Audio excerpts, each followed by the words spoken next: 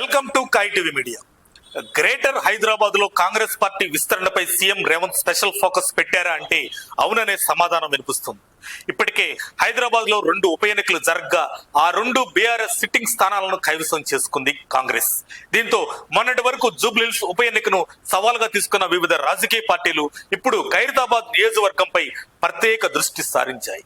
ఫిరాయింపుల కేసులో దానం నాగేంద్ర ఎమ్మెల్యే పదవికి రాజీనామా చేసేందుకు సిద్ధమయ్యారనే టాక్ పొలిటికల్ సర్కిల్స్ లో వినిపిస్తుంది. దీంతో రాజకీయ పార్టీలన్నీ ఖైరతాబాద్ ఉప ఎన్నికలపై స్పెషల్ ఫోకస్ పెట్టాయి. గెలుపును సవాల్గా తీసుకుని సమర్థులైన అభ్యర్థులను బరిలోకి దింపేందుకు ఇప్పటి నుంచే కసరత్తు మొదలు పెట్టాయి. పార్టీ ఫిరాయింపుల కేసులో దానం నాగేంద్రపై వేటు పడడం ఖాయమనే ప్రచారం నేపథ్యంలో ఈ ఉప ఎన్నికలో ఎవరిని బరిలోకి దించాలనే అంశంపై ఇటు అధికార కాంగ్రెస్ అధిష్టానం దానంతో పాటు పీజీఆర్ కుమార్తె విజయారెడ్డి పేర్లను పరిశీలిస్తున్నట్లు తెలిసింది.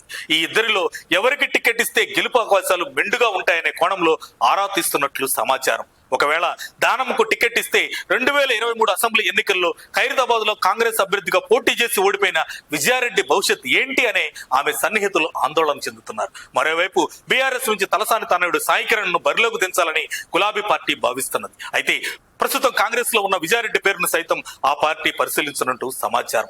ఒకవేళ కాంగ్రెస్ విజయారెడ్డికి టికెట్ ఇవ్వకపోతే తమ పార్టీలోకి ఆహ్వానించి బరిలోకి దింపుతామంటూ గులాబీ పార్టీలోని కీలక నేతలు ఆమెకి సంకేతాలు పంపినట్లు తెలుస్తుంది. మరి విజయారెడ్డి బీఆర్ఎస్ పార్టీలోకి వెళుతుందా లేదా అనేది సస్పెన్స్ గా మారింది.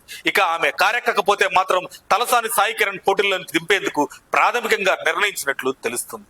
ఇక బీజేపీ విషయానికి వస్తే 2014లో ఖైరతాబాద్ నుంచి ఎమ్మెల్యేగా గెలిచిన చింతల రామచంద్రారెడ్డి ఆ తర్వాత వరుసగా 2 పర్యాయాలు పోటీ చేసి ఓటమి పాలయ్యారు. అయితే త్వరలో రానున్న ఖైరతాబాద్ బై ఎలక్షన్లో సైతం బీజేపీ నుంచి చింతలకే టికెట్ ఇవ్వనున్నట్లు తెలుస్తుంది. అయితే నియోజకవర్గంలో ఆయనకు ఓటర్లతో వ్యక్తిగతంగా పరిచయాలు తక్కువ అనే విమర్శలు కూడా ఉన్నాయి.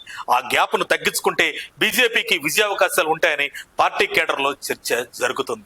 మరి కాంగ్రెస్ విజయారెడ్డికి టికెట్ ఇస్తే మాత్రం హస్తం విజయం పక్కా అని పలువురు ధీమా వ్యక్తం చేస్తున్నారు. మరి మీరు మీ స్పందనను కామెంట్స్ రూపంలో మాకు తెలియజేయండి ఫ్రెండ్స్.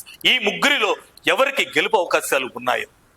మరిన్ని అప్డేట్స్ కోసం మా కాయ్ టీవీని సబ్స్క్రైబ్ చేసుకోండి. మా వీడియో కనుక మీకు నచ్చినట్లయితే లైక్ చేయండి, షేర్ చేయండి.